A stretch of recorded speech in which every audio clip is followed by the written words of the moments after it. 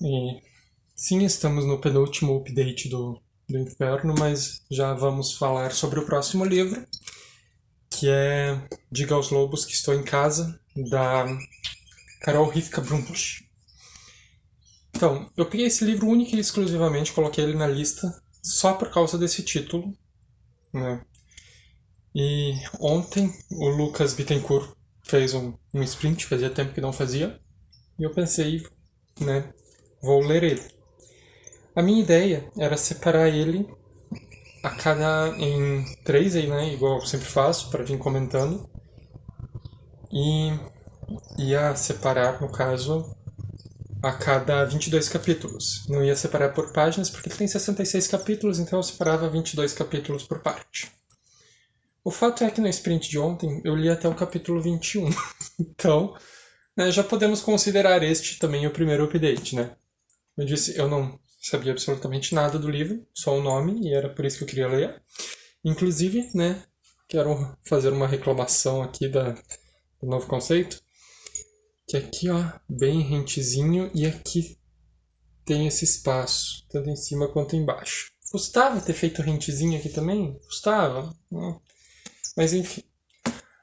Do que consiste esse livro? A gente vai ter a June, que é a nossa protagonista e narradora. Ela tem uma irmã mais velha e tinha um tio, o tio Finn, que é, assim, o melhor amigo, é o padrinho e é a melhor pessoa que tem na vida da June pra ela, né? E ela tem certos sentimentos que não deveria ter pelo tio, mas, enfim, né?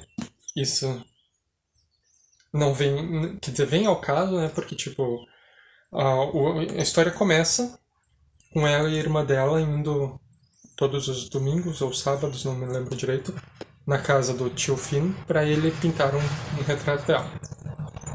Pra minha ovação.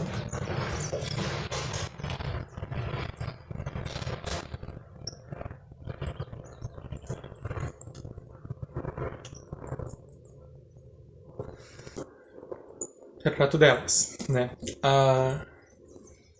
E assim, ele capricha mais no retrato da June do que da irmã, da Greta. Acho que é Greta, né? É Greta. Greta. Ah, e na época todo mundo sabe que a June era a favorita dele, afinal de contas ele era padrinho e a mãe delas disse que ele levava muito a sério essa coisa de ser padrinho dela.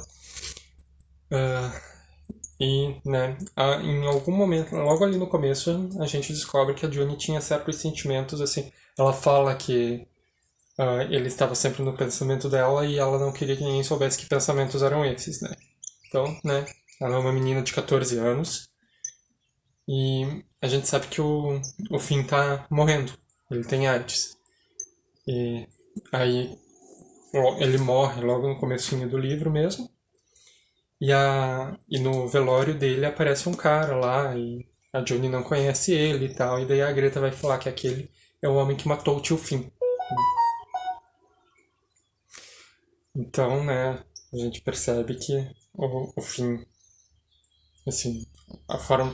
Não que seja a única forma de pegar a AIDS de alguém, mas, né, a gente imagina que o Finn fosse homossexual e esse cara era o namorado soro positivo dele. E logo isso é confirmado. Confirmado sim, né? A gente não tá 100% confirmado porque é falado que esse cara era o amigo especial do tio Finn. Ele tá morando no apartamento do tio Finn depois que o Finn morreu. Mas, assim, né, ao que tudo indica é isso. Mas como a história é narrada pela June, e ela é uma menina extremamente, extremamente tímida, então ela tem uma opinião sobre ela mesma que as falas dos outros personagens fazem a gente ver que ela se diminui um pouco quando ela fala de si mesma aqui. Ela fala que ela é a esquisita, ela é não sei o que, a Greta que é a bonita, é inteligente e tal. Mas a gente vê uma evidente hostilidade da Greta e uma certa até invejinha da aparência, principalmente, da June, né? E é isso. Até o momento que eu fui, a Juni recebeu um bully na, em casa, né? Teoricamente do correio, mas daí ela percebe que não era o correio, era o é Roy? Roy? Enfim, era o amigo especial do Tim que tinha levado pra ela. E ah, o urso aqui, não entendi direito ainda por que que é, e o nome do livro é o nome do quadro das duas meninas, né? Fiquei um pouco decepcionado com isso, né? Mas enfim. É igual quando eu fui ler o Morro dos Ventos Vivantes, eu pensava, nossa, que título bacana era o nome da propriedade. Mas enfim. Então, né, volto no final do capítulo 44, pra gente ver pra onde tá andando essa história.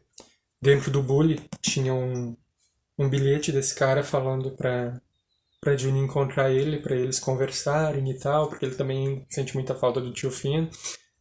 Pra ele não era tio, né, era só o Finn. E, né, tem toda... E ela não quer que ela conte pra família. Então, né, estou nessa parte aí. Ela está num dia, agora eu vou começar um capítulo. O capítulo anterior era um dia que a irmã dela estava querendo que ela fosse para uma festa com ela. E também é o mesmo dia que o cara marcou de encontrar com ela na estação de trem. Então ela tá aí, não sabe se vai, não sabe se não vai, não sabe se conta pra todo mundo, não sabe se não conta pra ninguém. E por enquanto é isso. Um take de noite, com uma péssima iluminação.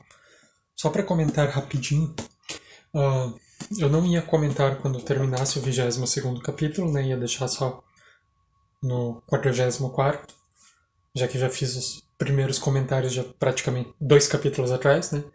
Mas esses últimos 2 capítulos foram capítulos bem maiores que os anteriores e foram capítulos extremamente interessantes, que foram respectivamente o capítulo do encontro com o Toby e da festa. Então, tem um encontro com o Toby, ela fica de longe, olhando, né? Só que daí ele vê ela vai, ela tenta ser o mais grossa possível. Deixa eu ver se virando assim, talvez melhore um pouco a questão da luz. Não. Mas enfim.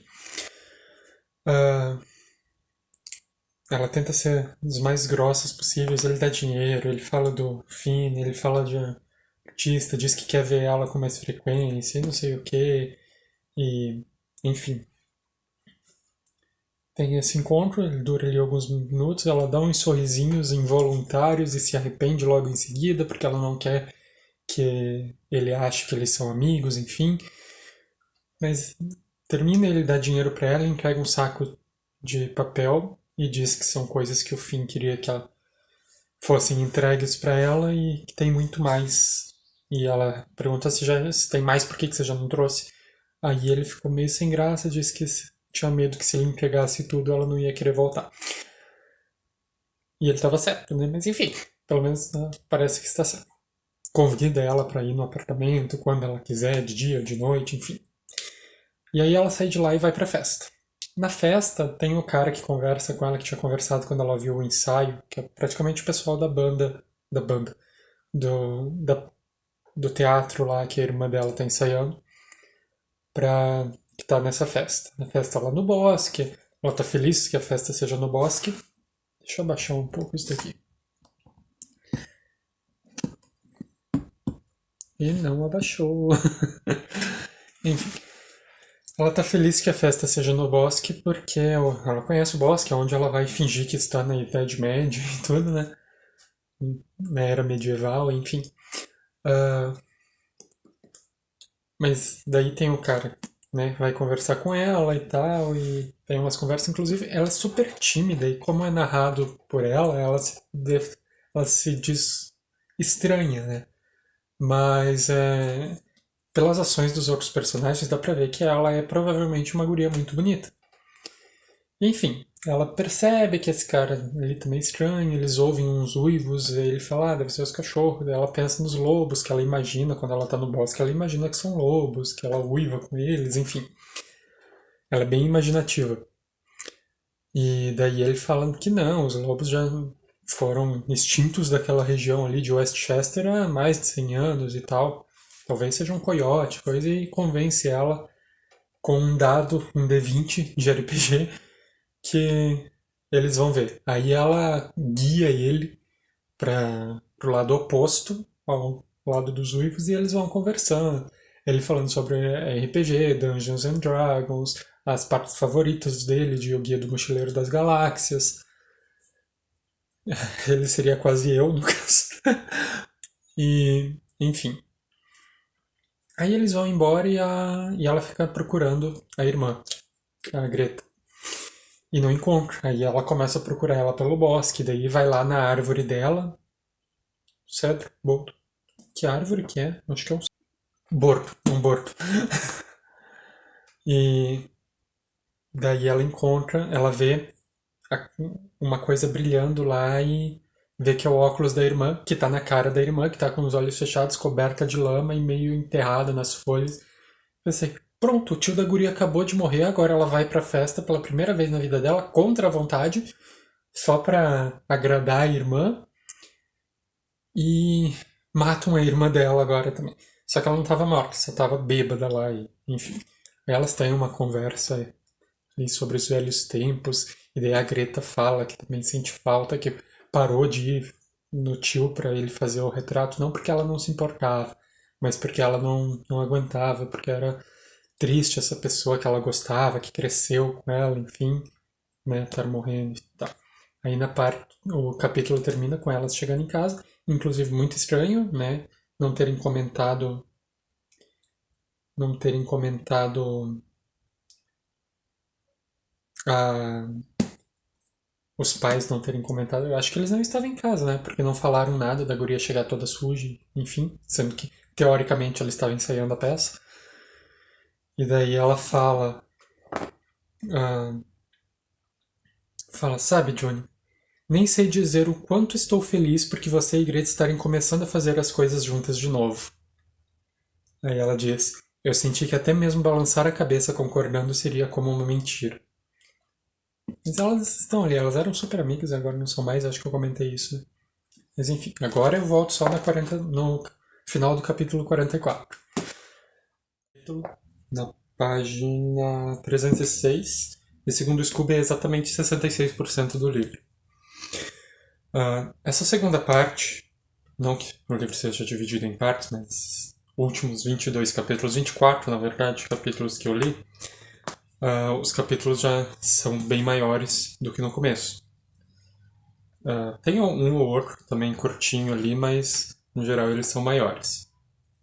Então, estamos ali, a June está se encontrando com certa frequência com o Toby. Ele fala para ela que a questão da AIDS ali não é bem o que eles pensam. A mãe dela acreditou desde o começo que ele tinha passado pro Finn e eles deixaram que ela acreditasse nisso, mas até agora não teve outra explicação, inclusive. Mas enfim. Ela tá ali mais próxima da irmã, ainda não muito, mas já estão mais próximas. A irmã ainda quer levar ela para as festas e tudo. O que mais de interessante que aconteceu? Tem a revelação de que o Toby que fez os botões, que ela disse que quando ela viu o quarto pela primeira vez, ela viu que os botões não combinavam com o resto do quadro. E né, aí eu já soube que não tinha sido o Finn que tinha feito, e a hora que surgiu o Toby, eu falei, foi o Toby que fez. Então, né, não sei qual foi a surpresa dela descobrir isso, mas enfim. E também descobre o fato de que o Toby ficou com o apartamento do Finn. Mas daí o Toby fala pra ela que fazia 9 anos que ele morava naquele apartamento. E ela nunca tinha ouvido falar do Finn porque a mãe dela fez o Finn prometer que se ele quisesse ter uma vida com as sobrinhas, o Toby não podia fazer parte dessa vida. Então ele guardava segredos sobre o Toby e mesmo... Achei meio forçado, porque, tipo, 9 anos, né? 9 anos todo mundo sabia que o Finn era homossexual e ninguém sabia que um cara morava com ele há tanto tempo, né? Enfim. Tô achando bem bacana. Pretendo terminar ele ainda hoje, até porque as gravações estão todas nesse celular e eu tenho que devolver ele segunda porque eu saí da empresa. Mas, enfim, tô gostando. Vamos ver como vai terminar. A, a Juni também, ela descobriu a veia artística em função do Toby, né? Com a ajuda do Toby. Sabemos que o Toby também tá morrendo, né? Afinal de contas, né? Ah, e por enquanto o Toby é um segredo da Juni, né? Ela ainda tem uma certa resistência, mas ela já está se apaixonando por ele igual ela era apaixonada pelo tio. Mas enfim, ah, vamos ver como tudo isso vai terminar. Me surpreendeu bastante o livro, tô achando bem interessante o decorrer da história. Uma história bastante sobre o aprendizado, a descoberta do mundo, o amadurecimento assim, da Juni, a autodescoberta, em questão de tipo, porque ela é super tímida, e daí ela tem uma visão dela mesma que é muito inferior à realidade. Então, bacana ver ela descobrindo que ela é muito mais do que ela se vê. Então, bem legal, bem legal. Tem uma parte, eu queria ver aqui, eu não lembro agora onde tá. Mas enfim, eu marquei muita coisa, é muito difícil de achar. A flagzinha vermelha aqui é um erro grotesco, nível Meus Olhos por Causa Ardiam d'Água do Rio lá, do Dois Rios, né? É a mesma editora, né? Não quero falar mal da Novo Conceito, porque foi a única editora que me aceitou como parceiro na época do blog, mas enfim, eles são acostumadinhos com esses erros grotescos. E tá aqui, pretendo terminar ele hoje ou no máximo até amanhã, e daí eu venho dar meu parecer final.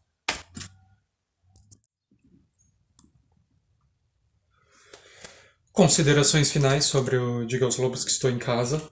Como podem ver, eu marquei bastante coisa. Vou evitar falar sobre a história nesse final, nesses últimos 22 capítulos que eu li em 2 sentadas. Para ter um pouco de surpresa para quando você for ler o livro, porque eu acho que é sim um livro que vale a pena ser lido. É um livro que vai te arrebatar? Talvez. Tanto pela história, que é uma história comovente, tocante, sim, mas principalmente pela forma como ela é escrita. Eu gostei pra caramba da escrita da autora, do jeito que ela forma as frases, do jeito que ela conta a história, do jeito que ela expõe os sentimentos dos personagens, sabe?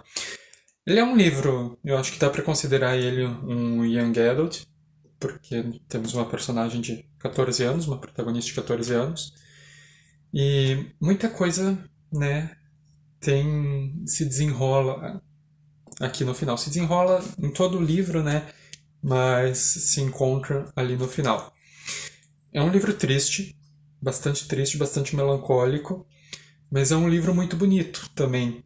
A questão de toda a confusão da menina ali. Ele se passa em 1987, né? Que é esse período ali onde a AIDS ainda era meio coisa desconhecida, ainda se tinha muito preconceito com as pessoas com a doença, uh, por de onde tiraram, enfim, né?